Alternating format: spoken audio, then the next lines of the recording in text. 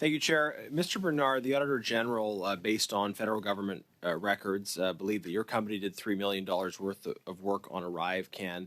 You said that the work was about $500,000. This points to something we know is a big problem: shoddy and impenetrable records.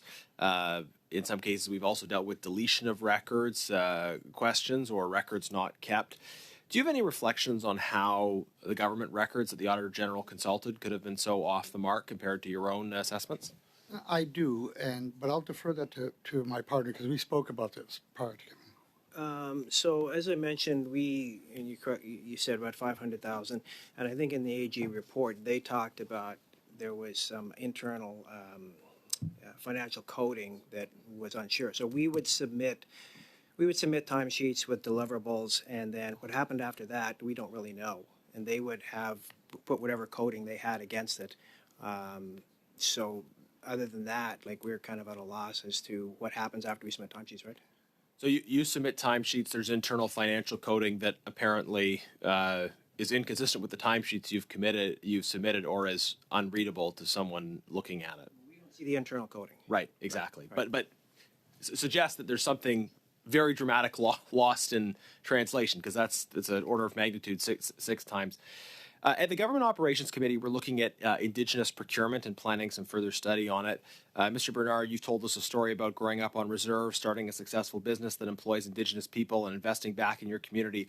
Based on what we know from your testimony, that seems precisely like the kind of outcomes that Indigenous procurement policies are meant to support. But we also know now clearly that there are instances of abuse as well. Tiny companies that become qualified as Indigenous, but who subcontract the actual work to non-Indigenous firms and do not provide benefit back to Indigenous communities. You were quoted in the Globe and Mail saying that you tried for years to advise the government on how it could refine its Indigenous set-aside contracting policies. Sir, what is your advice? How can the current problems, the use of the Dalian model, for instance, be fixed to achieve the kind of outcomes that the program is supposed to aim for?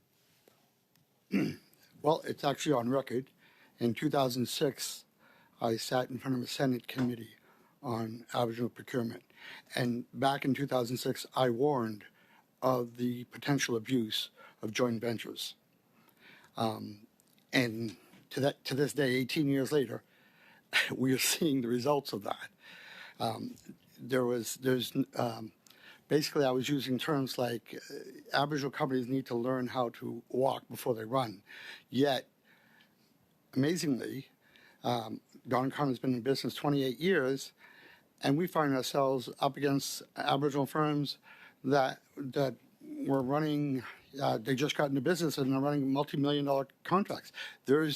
I guess what I'm trying to say is being an Aboriginal is not a skill. But yet in the Aboriginal procurement with joint ventures, it almost like if you're Aboriginal, all of a sudden that's the quality you're bringing to the joint venture. And we just don't agree with that. We feel that, I mean, obviously you have to start somewhere. So there should be small. But we believe the Aboriginal side of a joint venture, it should progress. They shouldn't be going after a $100 million contract when they were riding an ice cream truck the week before. And so this is my if you go back to the 2006 testimony, which is on record and on the Senate committees, in there I actually give 3 ways that I think that should be addressed. And the first one is most importantly, it's a joint venture. That's where there's really a lot of room for abuse. Unfortunately, there's no motivation for Aboriginal companies to grow, because if you can become a joint venture and you don't have to do nothing, you don't even have to you don't even need a staff or admin staff, because your joint venture partner has all that. So. Earlier testimony, because I suspect you could talk for a long time on this, and we'll have to maybe have you back. But that seems exactly what happened with Dalian and Carotics, right? Carotics is a larger non-Indigenous company. Dalian is an Indigenous company with 2 people that receives contracts and subcontracts. They're in joint venture, which fulfills a procurement requirement. Also on the issue of subcontractors, you mentioned that your company has subcontractors. There's supposed to be a requirement for Indigenous subcontractors as part of Indigenous procurement, but there seems to be no tracking or enforcement of that whatsoever. What is your experience with Indigenous subcontractors, and is the government asking you questions about that? Are you providing data on that at all?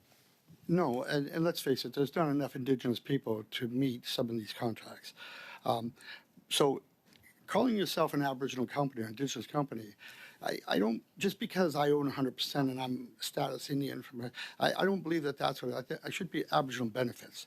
It's not what we, when people ask me, well, you're an Aboriginal company, what does that mean? Do you stand on one leg and, no, we do business just like everybody else. And me calling myself an Aboriginal company, it's what we do.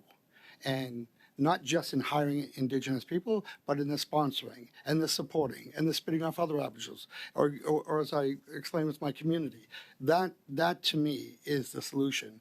But I'm sorry, but if you're just going to hire Aboriginal people and you think you're going to get 50 Aboriginal people on a 150-person project, that's just not going to happen Thank you in this field.